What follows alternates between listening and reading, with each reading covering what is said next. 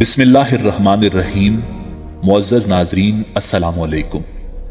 ناظرین، دنیا بھر میں رہنے والا ہر مسلمان یہ بات بخوبی جانتا ہے کہ خنزیر کا گوشت اسلام میں سختی سے منع ہے، مگر بہت کم لوگ اس بات سے واقف ہیں کہ آخر اسلام نے خنزیر کا گوشت کھانے سے کیوں منع کیا، خنزیر کب اور کیوں حرام ہوا، کیا خنزیر کا نام لینے کی بھی ممانعت ہے، کیا خنزیر کا نام لینے سے 40 دن مسلمان سے ایمان دور ہو جاتا ہے، جدید سائنس نے کیسے خنزیر کے گوشت کو نقصان دہ قرار دیا، اور آج کل روزمرہ کی انسانی ضروریات میں کس طریقے سے مسلمانوں کو خنزیر کے اجزاء سے بنی مصنوعات نہ صرف استعمال کروائی جا رہی ہیں بلکہ کھانے پینے کی بہت سی چیزوں میں خنزیر کے اجزاء شامل کر کے ایک سازش کے تحت مسلمانوں کو ایک حرام چیز کو کھانے پر مجبور کیا جا رہا ہے۔ ناظرین، یہی ہماری آج کی ویڈیو کا موضوع ہوگا، اور آج ہم قرآن و حدیث کی روشنی میں خنزیر کی ممانعت پر آپ کو مکمل تفصیلات فراہم کریں گے اور کچھ ایسے حقائق آپ کے سامنے لائیں گے جو یقیناً بحیثیت مسلمان ہر شخص کے لیے جاننا ضروری ہیں۔ مگر ویڈیو میں آگے بڑھنے سے پہلے اگر آپ ہمارے چینل پر نئے ہیں تو برائے مہربانی ہمارا چینل سبسکرائب کریں، جہاں آپ کو بالخصوص اسلامک ہسٹری اور بالعموم دنیا بھر کی منفرد معلومات پر مبنی ویڈیوز ملتی رہیں گی۔ ناظرین، قرآن مجید فرقان حمید کی سورہ الانعام کی آیت نمبر 145 میں اللہ رب العزت نے ارشاد فرمایا، آپ کہہ دیجئے کہ جو کچھ احکام بذریعہ وحی میرے پاس آئے ان میں تو میں کوئی حرام نہیں پاتا کسی کھانے والے کے لیے جو اس کو کھائے، مگر یہ کہ وہ مردار ہو یا کہ بہتا ہوا خون ہو یا خنزیر کا گوشت ہو، کیونکہ وہ بالکل ناپاک ہے، یا جو شرک کے ذریعے ہو کہ غیر اللہ کے لیے نامزد کیا گیا ہو۔ پھر جو شخص مجبور ہو جائے بشرطے کہ نہ تو طالب لذت ہو اور نہ تجاوز کرنے والا ہو تو واقعی آپ کا رب غفور الرحیم ہے۔ ناظرین، اس کے علاوہ قرآن کریم میں سورہ بقرہ کی آیت نمبر 173، سورہ مائدہ کی آیت نمبر 3 اور سورہ نحل کی آیت نمبر 115 میں بھی قطعی طور پر خنزیر کا گوشت کھانا حرام قرار دیا گیا ہے،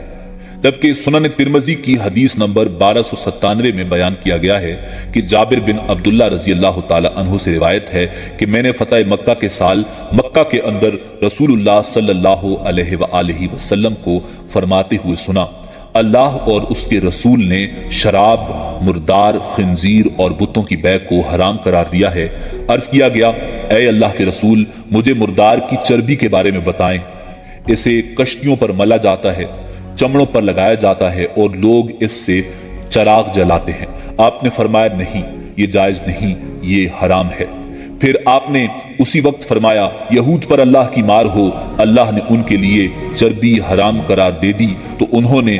اس کو پگھلایا اور پھر اسے بیچا اور اس کی قیمت کھائی۔ ناظرین، قرآن و حدیث کی روشنی میں خنزیر ایک نجس اور حرام جانور ہے، اور اس کی یہ نجاست اس کے گوشت، چربی بلکہ ہر جزو میں سرایت کیے ہوئے ہے۔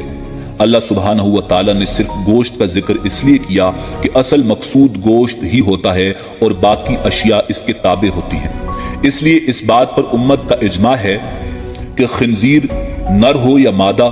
زندہ ہو یا مردہ، اپنے تمام اجزاء گوشت، پوست، ہڈی، چربی، بال اور ناخن وغیرہ سمیت حرام ہے اور نجس العین، ناپاک ہے۔ اس سے نفع اٹھانا اور کسی کام میں لانا حرام ہے۔ ناظرین، خنزیر جسے سور بھی کہتے ہیں روز ازل سے ہی حرام ہے، اور خنزیر کی حرمت ہر دور میں رہی ہے۔ محدثین نے لکھا ہے کہ کسی بھی نبی کے زمانے میں خنزیر حلال نہیں تھا۔ خنزیر نجس العین ہے، اور جناب حضرت نوح علیہ السلام سے لے کر ماں بعد تک تمام انبیاء خنزیر کو برابر حرام ٹھہراتے رہے ہیں اور اس سے کلی اجتناب کا حکم دیتے رہے ہیں، یہاں تک کہ جب حضرت عیسیٰ علیہ السلام نازل ہوں گے تو وہ بھی خنزیر کو قتل کریں گے۔ ناظرین، خنزیر کے گوشت کی تخصیص نہیں ہے بلکہ اس کے تمام اجزاء،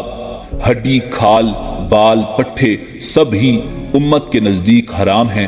اور اس پر قرآن کریم کی آیات اور کئی احادیث مبارکہ دلالت کرتی ہیں۔ اس کے نہ کھانے کی کئی حکمتیں ہیں، جن میں سے پہلی حکمت یہ ہے کہ اس میں بہت گندگی اور بدبو ہوتی ہے جو اس کے نجس العین ہونے کی دلیل ہے۔ दूसरी बात यह है कि इल्मुल हैवानात वाले लिखते हैं कि बाकी तमाम जानवरों में कोई भी पसंद नहीं करता कि उसकी मादा की कुर्बत कोई दूसरा जानवर करे, मगर खिंजीर की खबासत का ये आलम है कि ये दूसरे जानवरों को घेर घेर कर अपनी मादा की तरफ लाता है और अपनी मादा से दूसरे जानवरों का मिलाप करवाता है। जब वो उस मादा की कुर्बत करते हैं तो खिंजीर खुश होता है, और यही आदत खिंजीर खाने वालों में भी आम पाई जाती है, और इसका मुशाहिदा आप यूरोप की जिनसी बेरारवी से लगा सकते हैं। खिंजीर के अंदर आदाते ज़मीमा यानी बुरी खसलतें पाई जाती हैं, जिसके नतीजे में इसके खाने वालों में भी इसके असरात मुंतकिल होते हैं, और ये बात खिंजीर खाने वाली कौमों में जाहिर है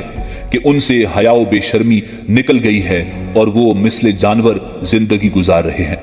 नाज़रीन, जहां तक खिंजीर का नाम लेने की मुमानियत का सवाल है तो कुरान और हदीस में इससे मना तो नहीं किया गया, मगर उलमा व मशाइख के नजदीक ये एक नजस जानवर है, और अगर इसका बिला जरूरत नाम लेने से गुरेज किया जाए तो बेहतर है, और खिंजीर का नाम ले भी लिया जाए तो मुसलमान दायरा इस्लाम से खारिज नहीं होता, और 40 दिन ईमान से दूर रहने वाली बात की कोई असल नहीं। नाज़रीन, जदीद साइंस ने भी खिंजीर के गोश्त पर तहकीक के बाद इसे इंसानी जिस्म के लिए इंतहाई मुज़र करार दिया है, और खिंजीर का गोश्त दीगर जानवरों की निस्बत इसलिए ज्यादा जहरीला होता है कि ये जहरीले मादों को अपने अंदर जज़ब कर लेता है, जिसकी वजह से इसे खाने के नुकसानात बहुत ही ज्यादा होते हैं।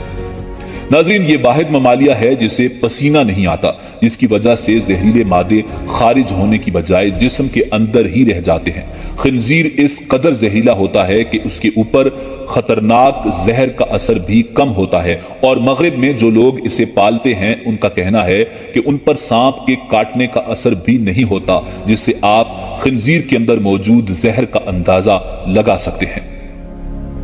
नाज़रीन, बैक्टीरिया और दीगर तोफैलिए आम जानवरों की निस्बत मुर्दा खिंजीर को जल्द खत्म कर देते हैं। आम गोश्त को अगर ज्यादा दर्जा हरारत पर पकाया जाए तो उसमें मौजूद बैक्टीरिया खत्म हो जाते हैं, मगर खिंजीर के गोश्त को चाहे जितने भी बुलंद दर्जा हरारत पर पका लिया जाए उसमें से जरासीम कम नहीं होते। उसमें चर्बी की मिकदार बहुत ज्यादा होती है, जिसकी वजह से ये इंसानी सेहत के लिए बहुत नुकसानदेह है।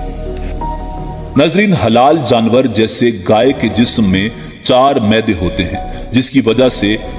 गाय का निज़ाम इंहिज़ाम बहुत अच्छा होता है और ये खाने को हजम करने में बहुत वक्त नहीं लेती, जबकि खिंजीर जो चीज खाता है वो 4 घंटों के अंदर उसके जिस्म का हिस्सा बन जाती है। कमजोर निज़ाम इंहिज़ाम की वजह से इसका गोश्त जरासीम से भरा होता है। नाज़रीन,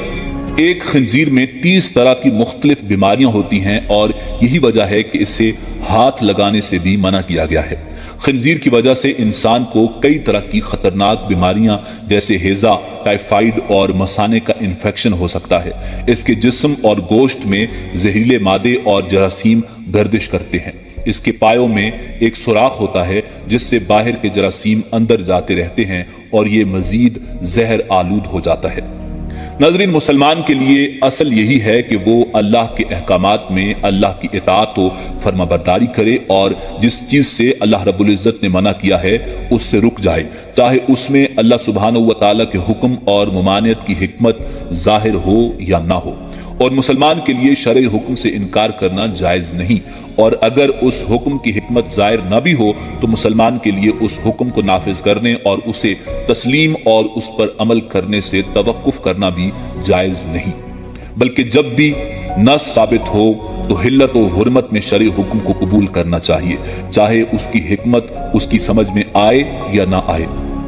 नाज़रीन, अब अगर आपसे ये सवाल किया जाए कि क्या आप खिंजीर का गोश्त खाते हैं, तो यकीनन आपका जवाब नहीं होगा, मगर अगली वीडियो में हम आपको बताएंगे कि किस तरह रोजमर्रा की अशिया में खिंजीर का गोश्त शामिल करके हमारे ईमान को कमजोर करने की कोशिशें की जा रही हैं, और हम अनजाने में न सिर्फ रोजाना उन अशिया का इस्तेमाल करते हैं बल्कि हमने अपनी जिंदगी के लिए वो चीजें लाजिम व मलजूम बना रखी हैं। अगली वीडियो तक इजाजत दें। अगर वीडियो पसंद आई हो तो लाइक करके हमारी हौसला अफजाई करें। अल्लाह रब्बुल इज्जत आपका हामी व नासिर हो।